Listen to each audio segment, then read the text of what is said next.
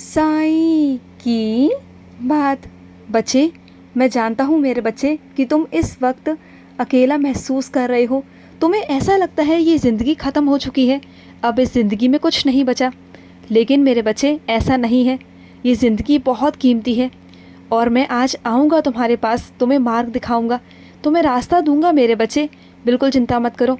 और ख़बरदार, अगर ऐसा कभी कहा कि तुम्हारी ज़िंदगी ख़त्म है या बर्बाद है, नहीं कहना ऐसे मेरे बच्चे।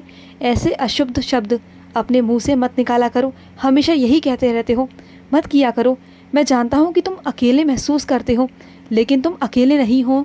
तुम्हारी साईं माँ है ना तुम्हारे साथ। जब मैं तुम्हारे साथ हूँ तो तुम्हें किसी और की कैसी ज़रूरत है, तुम्हें बताओ। तुम्हारा पूरा पूरा हक है खुश रहने का, और वो मैं तुम्हें ला कर दूँगा। तुम्हारी खुशियाँ मैं तुम्हें लौटाऊँगा, तुम्हारा साईं लौटाएगा। और तुम बहुत बहादुर हो, पता है। तुम बहुत बहादुर बच्चे हो, तुम कमज़ोर नहीं हो। तुम मुझसे कहते हो ना, साईं अब मेरे अंदर ताकत नहीं बर्दाश्त करने की, तो है मेरे बच्चे, है। तुम कमज़ोर नहीं हो, तुम्हारे अंदर बहुत हिम्मत है, बहुत बहादुर हो तुम मेरे शेर बच्चे हो, शेर बच्चे। तो इस तरह हार नहीं सकते, मैं हूँ ना तुम्हारे साथ। और सुनो, कुछ मेरे बच्चे ये सोचते हैं कि अगर वो कुछ गलत करेंगे तो उनका साईं उन्हें नहीं देखेगा। लेकिन मेरे बच्चे, एक एक पल मेरी नज़र तुम पर रहती है मेरे बच्चे, तुम पर रहती है। अगर तुम कुछ गलत करोगे ना, तो मैं उस वक्त तुम्हें डांट भी लगाऊंगा और तुम्हें गुस्सा भी करूंगा।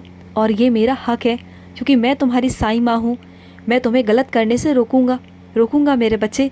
तुम्हें कभी किसी गलत राह पे नहीं जाने दूंगा। अगर कुछ मन में है तो बोलो ना, अपने साईं से कहा करो ना। अगर किसी ने तुम्हारे साथ गलत किया है तो मुझसे कहो, मैं हूँ ना, मैं उसे दंड दूंगा। मैं करूँगा जो करूँगा। तुम क्यों अपने ऊपर पाप चढ़ाते हो, क्यों गलत करते हो? और इसलिए मैं तुम्हारी डांट भी लगाता हूँ, तुम पर गुस्सा भी करता हूँ, और मेरा इतना तो हक बनता है ना तुम पर। और सुनो मेरे बच्चे, तुम बिल्कुल शांत रहो, इस वक्त शांत रहो मेरे बच्चे। जो ये परिस्थिति है ना, ये मौन रहने की है मेरे बच्चे। मैं जानता हूँ कुछ चीज़ें बहुत विपरीत चल रही हैं, लेकिन इस वक्त तुम्हें मौन रहना बहुत ज़रूरत है मेरे बच्चे, बहुत ज़रूरी भी है। और आने वाले वक्त में सब कुछ तुम्हारे पक्ष में परिवर्तित हो जाएगा, बिल्कुल चिंता मत करो। लेकिन इस वक्त शांत रहो। और सुनो, तुम जो चाहते हो ना, उस रास्ते पर तुम आ जाओगे मेरे बच्चे। वैसा ही रास्ता बन जाएगा मेरे बच्चे, बन जाएगा। तुम बिल्कुल चिंता मत करना। और सुनो, कुछ मेरे बच्चों को लगता है कि ये दुनिया में वो सब कुछ पाना चाहते हैं, सब कुछ लेना चाहते हैं, गलत तरीके से, एक आसान तरीके से। पर सुनो मेरे बच्चे, ये दुनिया एक माया जाल है, एक छल है मेरे बच्चे। जिसे समझ में आ जाता है ना, वो परमात्मा को प्राप्त कर लेता है।